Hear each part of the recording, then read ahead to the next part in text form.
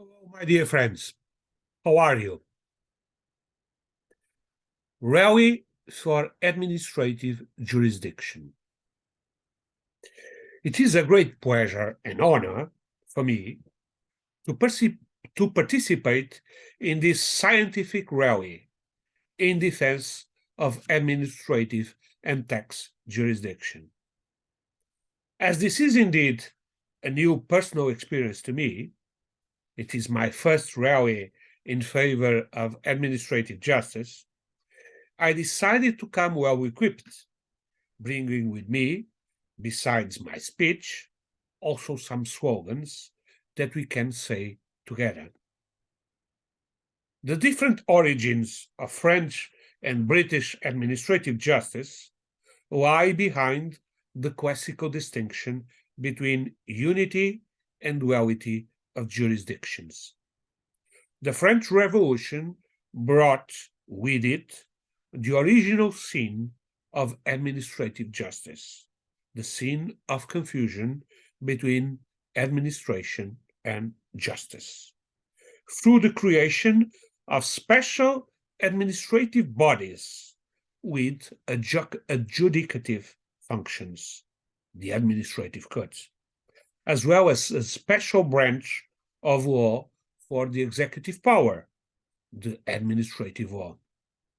On the contrary, in the United Kingdom, administrative justice appeared, apparently without a shadow of sin, being entrusted to common courts and subjected to common law.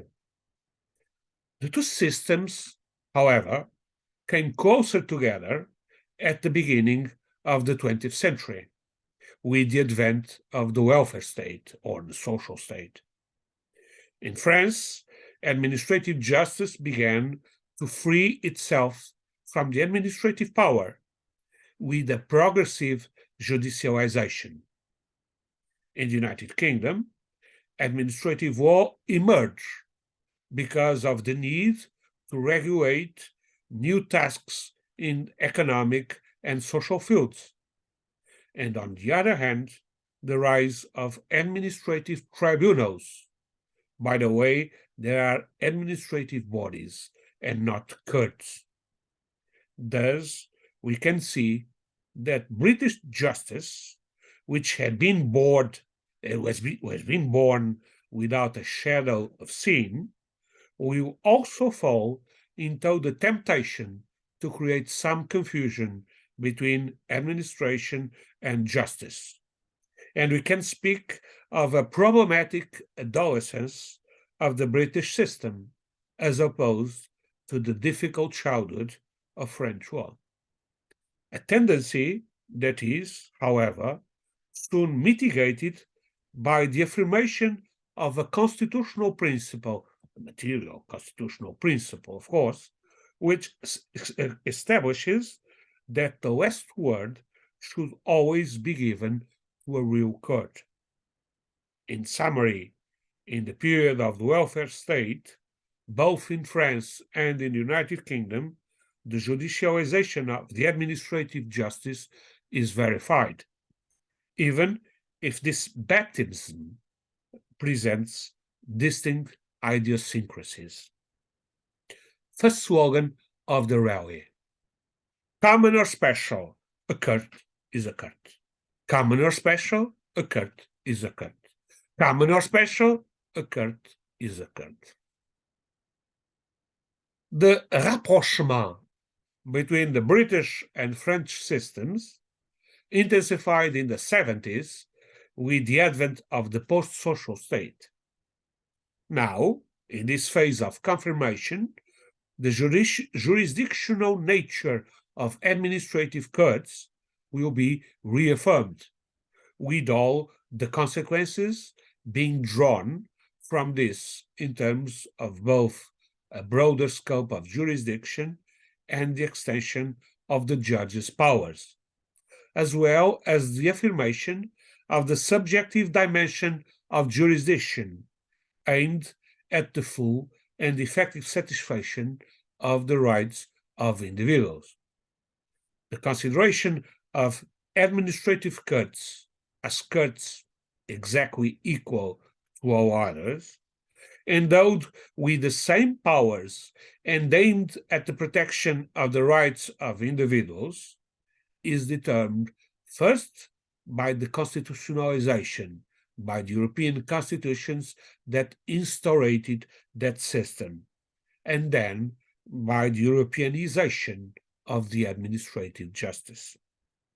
However, in the British system, the specialization of administrative justice was accentuated with the rise of the administrative court. Yes, in the United Kingdom, there is an administrative court with that name, even if a lot of administrative lawyers do not know nothing about it, but they should.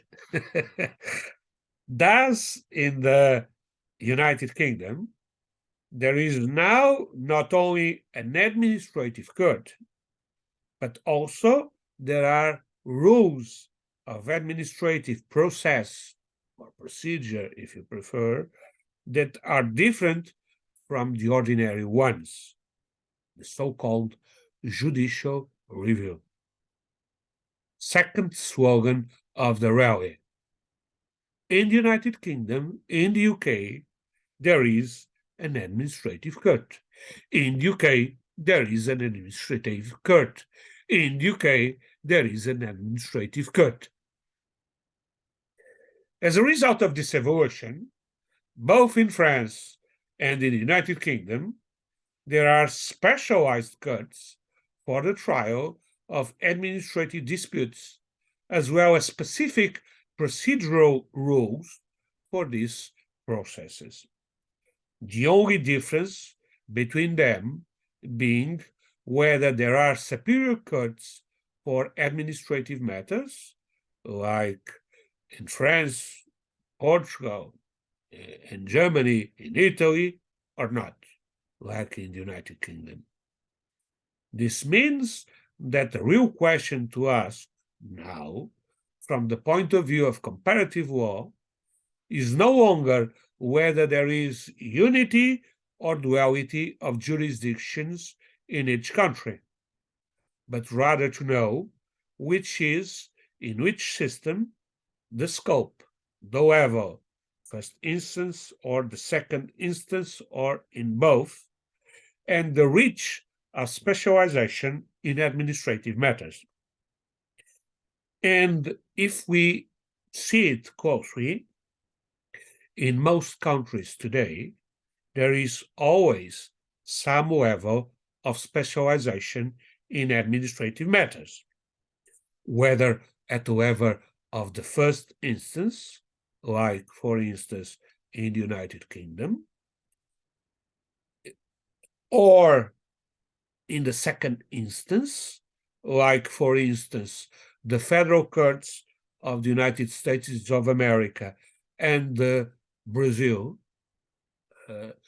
where the federal justice is an administrative justice, a specialized administrative justice, or if there are administrative courts in all the instances, like it happens in France, in Portugal, in Germany, where there is an autonomous and separate jurisdiction for the administration. So the third slogan of the rally will be specialization, the solution. Specialization, the solution. Specialization, the solution. Analyzing the different models of organization of the courts in administrative matters, in our days, we reach an almost paradoxical result if we are considering the respective historical origins, which is the more specialized countries are those which manage to be more effective in controlling the administration and in protecting the rights of the individuals. As a matter of fact, it can be seen that in countries with a greater tradition of using ordinary courts, there are greater limitations on courts' action in administrative matters, whether due to self-limitation, for instance, the self-restraint of North American courts, or due to restrictions on judicial knowledge, for instance, the exceptions for judging government acts in the British system, which led the Court of Justice of the European Union to condemn Her Majesty's government for not being British enough. By contrast, in countries with greater specialization, for instance, the Federal Republic of Germany, overcoming the traumas of original sin has led to courts with greater scope and breadth of powers, at the same time as judges who are more knowledgeable, specialized, and effective in administrative matters. The existence of an autonomous jurisdiction for administrative and tax litigation, as derives from Portuguese Constitution, implies the existence of at least 3 levels of specialization: specialization of training, of career, and of courts organization. And that means there is still much to be done in establishing greater and better training for judges, in being able to create further autonomization of the career of administrative judges, and creating specialized courts within the common administrative jurisdictions. There is still so much to do. Let's do it. And the fourth and last slogan of our rally will be: administrative lawyers around the world, unite for a global rule of law. Administrative lawyers around the world, unite for a global rule of law. Administrative lawyers around the world, unite for a global rule of law. Administrative lawyers around the world, unite for a global rule of law. That's it, guys. Bye. It was a pleasure being with you.